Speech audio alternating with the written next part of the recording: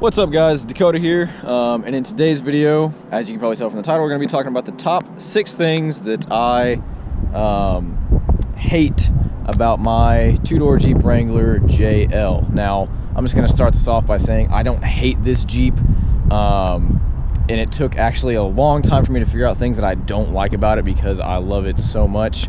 But I do have a few things that I want to talk about that I think are just kind of annoying or that do occasionally get on my nerves. And some of them are very nitpicky because, again, I love this thing. It's awesome. So we're just going to go ahead and jump right into it. So the first thing is something that I'm not going to be able to really point out like physically on there. It's underneath the Jeep, and that is the gas tank. Now, normally a lot of people complain about, you know, miles per gallon and stuff like that, but on this, the biggest problem for me is the range. Now, on the 4-door Rubicon, or Wrangler, excuse me, you get a 21-gallon tank. On the 2-door, naturally, it's shorter, so it's smaller. They give you an 18.5-gallon tank, which doesn't sound like that big of a difference. It's just 2.5 gallons. But what sucks is, no matter how I drive this, I have yet to get 300 miles on a tank. Like 300, shouldn't be that hard. But I'd wish that they had done maybe gave it a little bit more, just a half gallon or maybe a gallon more, 19.5 gallons or something, just so you could squeeze out that extra little bit of range. I mean, it's good for when you're, you know, driving to trails or when you're actually on a very long trail. Like some of those trails are like 30 miles that they have out in California in the desert and stuff like that. So it would have been nice if they'd given it just a slightly bigger gas tank so you can go a little bit further between fill-ups, but it is what it is. Okay, next thing has to do with the hood. Now, when you're off-roading and stuff like that, you're not getting that ram air effect that you are when you're driving on a highway, right? You're going slow. There's not a whole lot of air being forced at the vehicle. So on the JL, Jeep was like, hey, we'll add some vents. So they added these, which are functional to help keep the engine cool. And now on the Rubicon, the one that is from the factory, out of the box, the one that's designed to go off-road, has the lockers, the bigger tires, you would think that they'd put this hood on there that has these hood scoops and say that's going to help keep even more heat out of the engine. But in fact, these are fake, which is a little disappointing because the hood looks awesome. I mean, it looks great on the Rubicon. You know, it looks super aggressive, but they are in fact fake. They don't do anything, and that's just a little disappointing. It is cool that they did this, but I really wish these were functional, just because it'd be a cooler hood if they had actually did something as opposed to just looking cool. But it's a small thing, and I haven't had the Jeep overheat or anything like that. It's just something I wish it had. Next thing is something that's on the inside, and it's the seat. So I'm gonna go ahead and show you guys kind of what I'm talking about here as far as something that I don't like about the seat. Okay, so when you're sitting in the seat, there's a couple of things. So for me, it's the adjustment. It's not the seat itself. It's not that it's uncomfortable. It's just the adjustment. So for me, one of the things is right here. This is the handle that allows you to raise and lower the seat. I wish it could go just a little bit lower. This is as low as it goes. Just for personal preference, I'd like it to be a little bit lower, like maybe one, and like go another inch or two lower.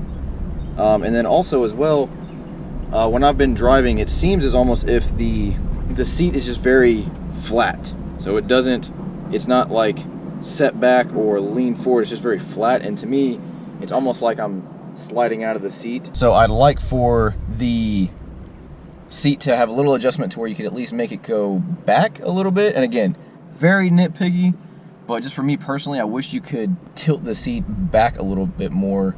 Not lean back, the actual bottom of the seat, I wish you could tilt it to where you kind of sat more in the seat as opposed to on top of it, to kind of keep you more in place for normal driving, because I feel like I always kind of slide out, or especially off-roading, like you don't want to be bouncing all out of your seat.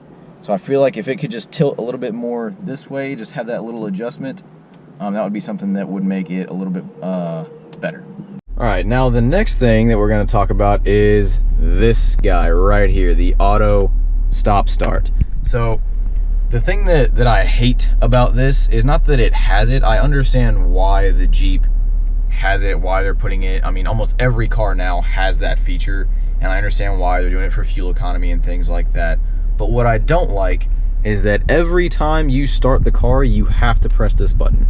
So if I turn it off, like right now it's on, right? So that means that it won't turn the engine off when I come to a complete stop with my foot off the clutch and everything. But if I turn the Jeep off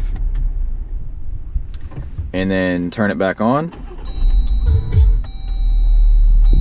I will have to press it again for it to do that. And to me, that's kind of annoying, and I'll explain why I think it's annoying in just a second. Because now, keep in mind, I have a manual, and the auto stop start is not very smooth. I've driven a lot of other cars that have it, that you don't really notice it, and I don't know if it's different in the automatic. I've never driven a JL automatic, so I'm not sure. But in mine, with the manual, it's very noticeable, it's very abrupt, and it's not very smooth. Whether it's turning it off or turning the engine on, neither one of them is very smooth. And in other cars, you sometimes don't even notice it. You have your foot on the brake and then it does it, and then you take it off, and you just don't, it's not as abrupt. And if they're gonna force you to have it, if they're gonna force it to be a thing to where you gotta have it on there, then and you're gonna have to turn that button off every single time, and sometimes you forget, then it would be nicer if they had tried to make it a little bit smoother. Now again, in the automatic, maybe if you have one and you've got an automatic, let me know if you think it's smooth. Again, I haven't driven one, but for me, it's annoying that since I can't just press it once and be done with it and leave it off, that it's not as smooth. So on that chance that I forget, and then all of a sudden it's just this rough thing and it sounds like I don't know how to drive my Jeep, just kind of a little annoyance. All right, and the next thing has to do with the interior. Now, Jeep did a great job on the JL interior. It's a huge improvement. The materials of everything feel great. There's lots of real, like, actual metal, nice leather. Everything feels really nice when you mess with it. The buttons feel good. But there's one part that I feel like, at least on the Rubicon, when you're spending, you know, in this case for me it was $45,000. I wish that they had put something, and again, this is a nitpicky thing, but I had to come up with some stuff to show you guys. The armrest, it's kind of like it's a vinyl, and it just feels a little cheap. Now I get it, it's Jeep, it's not supposed to be this luxurious thing, but they could have used the same leather that they put on the steering wheel or the shifter, and put it on here, because it just feels a little cheap, and it would have been nicer if they could have just added the same leather here. That way it would have looked nicer and felt a little bit better, just because when you're spending that much money, you know, it'd just be nicer to have something that also looks nice.